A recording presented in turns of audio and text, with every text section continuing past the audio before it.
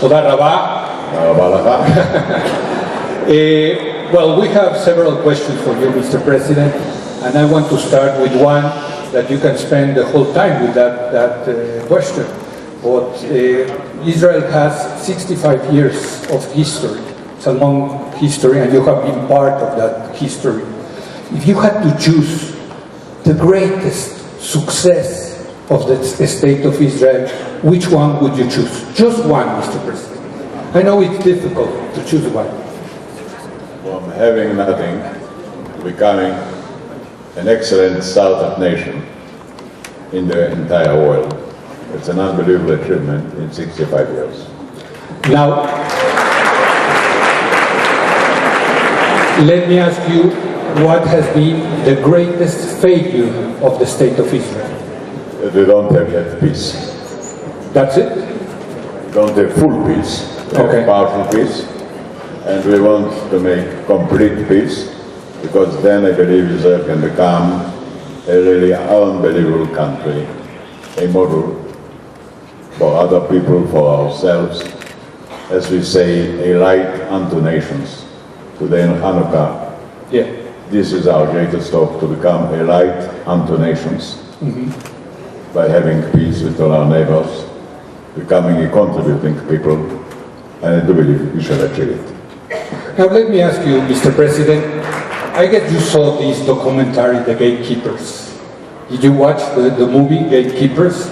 It's an interview with the Shin Bet chiefs, and it was very successful, a very successful documentary movie.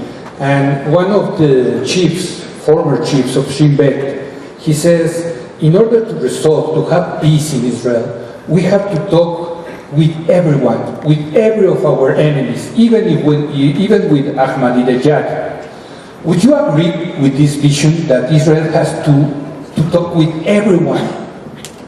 Well, if I have to start, I wouldn't start with Ahmadinejad.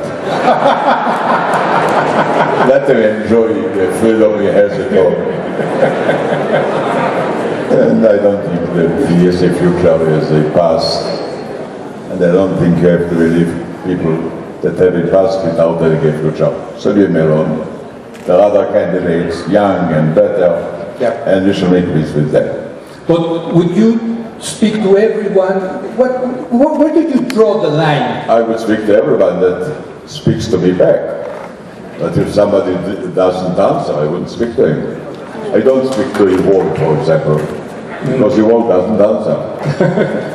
But whoever is ready to answer and have a talk, yes, why not? Because in the history of Israel, there were people who they didn't want to speak with Israel, they didn't recognize the state of Israel, and suddenly they were willing to speak with Israel. They will change.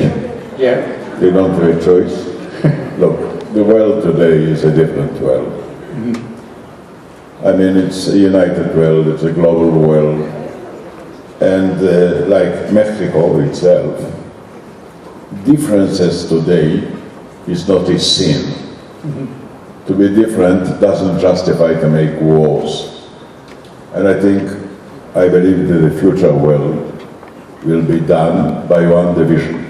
Every person will be either a guest or a host, but not an enemy or a terrorist. So I believe we are in a transitional period. And I believe the future world, which is now beginning, will be based on goodwill, not on power. I think the achievements of the people will be done by really talking to each other, trying to help each other. I do not see any reason why should you be an enemy to anybody.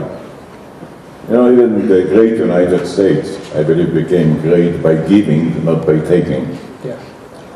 And Israel is going into a situation we shall stop taking and we shall begin giving. We are on our way. Good. Good answer.